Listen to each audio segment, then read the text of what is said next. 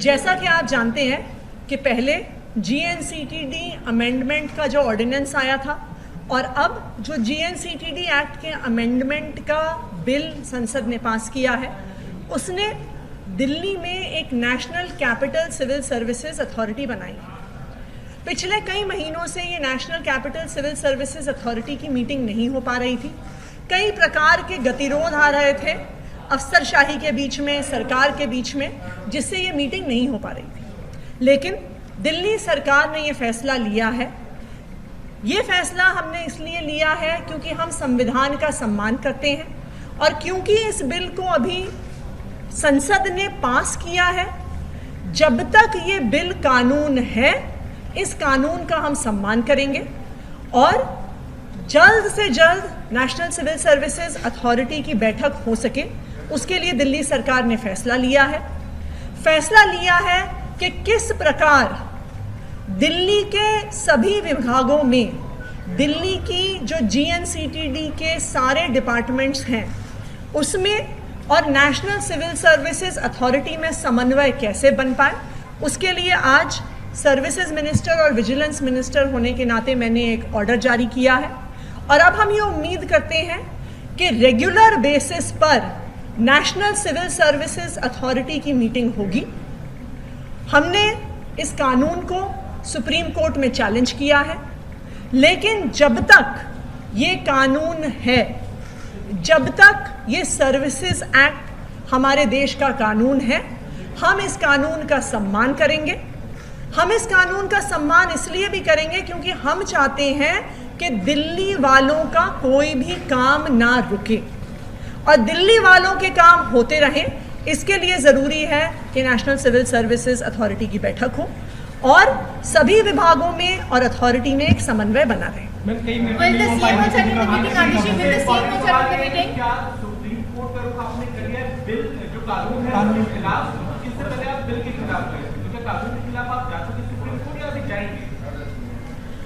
देखिए, जो संवैधानिक सवाल है कि क्या एक कानून के माध्यम से, चाहे वो ऑर्डिनेंस हो चाहे वो बिल हो, क्योंकि ordinance also has the force of law, चाहे वो ऑर्डिनेंस हो चाहे वो संसद में पास किया गया कानून हो, फोर्स ऑफ लॉ दोनों का बराबर होता है।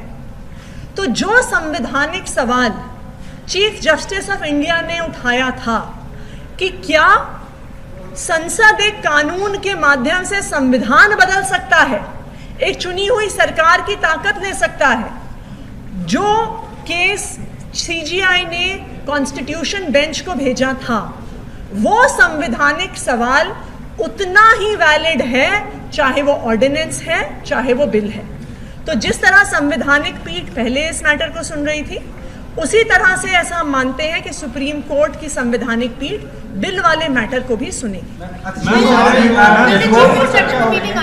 बिल्कुल, चीफ मिनिस्टर मीटिंग बिल्कुल अटेंड करेंगे क्योंकि अरविंद केजरीवाल की सरकार का दिल्ली के लोगों के प्रति ये वादा है कि हम दिल्ली वालों के काम नहीं रुकने देंगे, दिल्ली वालों के काम होते रहें। इसके लिए जरूरी है कि जब तक NCCSA, national capital civil services authority, आज की सिचुएशन में ये देश का कानून है और इस कानून का पालन करने के लिए, दिल्ली वालों के काम होने के लिए मुख्यमंत्री अरविंद केजरीवाल जी मीटिंग अटेंड करेंगे और इसीलिए एक ऐसा हमने आदेश निकाला है जिससे सरकार के सभी विभागों का, मंत्रियों का NCCSA यानी इस अथॉरिटी से एक समन्वय बना रहे। समन्वय बना रहेगा तो अथॉरिटी की मीटिंग भी होती रहेगी, समन्वय बना रहेगा तो दिल्ली वालों के काम भी होते रहेंगे।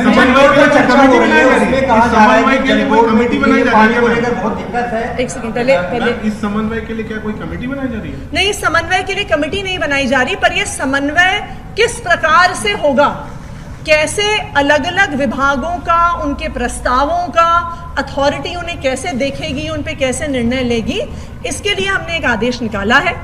जितना ज्यादा समन्वय चुनी हुई सरकार के बीच में, सभी विभागों के बीच में और national capital civil services authority के बीच में होगा, उतना ही स्मूथली अथॉरिटी की फंक्शनिंग होगी, उतनी ही स्पीड से जो अथॉरिटी की फंक्शनिंग में गतिरोध आ रहे थे वो गतिरोध हटाए जाएंगे। मैम, जल बोर्ड को लेकर चर्चा हो रही है कि फंड नहीं मिल रहा है, आप ही के विधायक हैं, कह रहे हैं कि पानी नहीं है, गंदा पानी आ रहा है। पीएस जून ने भी इस मुद्दे को उठाया अभी सदन में।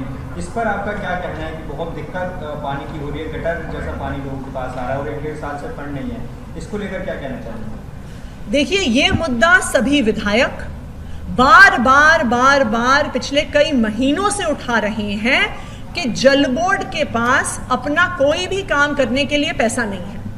अब सवाल ये है कि जब विधानसभा ने बजट पास किया है, जब विधानसभा ने पैसा दिया है, जब दिल्ली की जनता अपना टैक्स दे रही है, तो जनता के काम करने के लिए पैसे क्यों नहीं है? जनता के काम करने के लिए पैसे इसलिए नहीं है क्योंकि सरकार के अफसर बार फाइलों पे ऑब्जेक्शन लगाते हैं, सवाल उठाते हैं।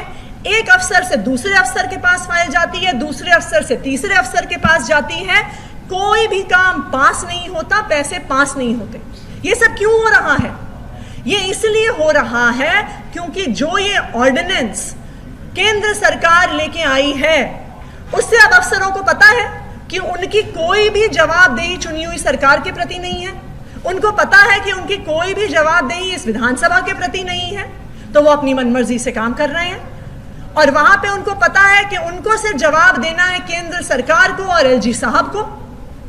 यही कारण है कि जो दिल्ली सर्विसेज बिल है ये संविधान के खिलाफ है, लोकतंत्र के खिलाफ है, क्योंकि ये अफसरशाही की जवाबदेही चुनी हुई सरकार के प्रति खत्म करता है। और ये अफसरशाही की जवाबदेही दिल्ली की जनता के प्रति खत्म करता है, क्योंकि उन्हें किसी को जवाब ही नहीं देना। तो आज जो जल बोर्ड में क्राइसिस आ रहा है, दिल्ली के विधायकों ने तो अपना कर्तव्य पूरा कर दिया। उन्होंने तो इस विधानसभा में हजारों करोड़ का बजट दिल्ली जल बोर्ड को दे दिया, लेकिन क्योंकि अफसरशाही को लगता है कि वो जनता के प्रति जवाबदेह नहीं है, वो जनता के प्रतिनिधियों के प्रति जवाबदेह नहीं है, वो चुनी हुई सरकार के प्रति जवाबदेह नहीं है, वो इस पैसे को खर्च नहीं होने दे रही है।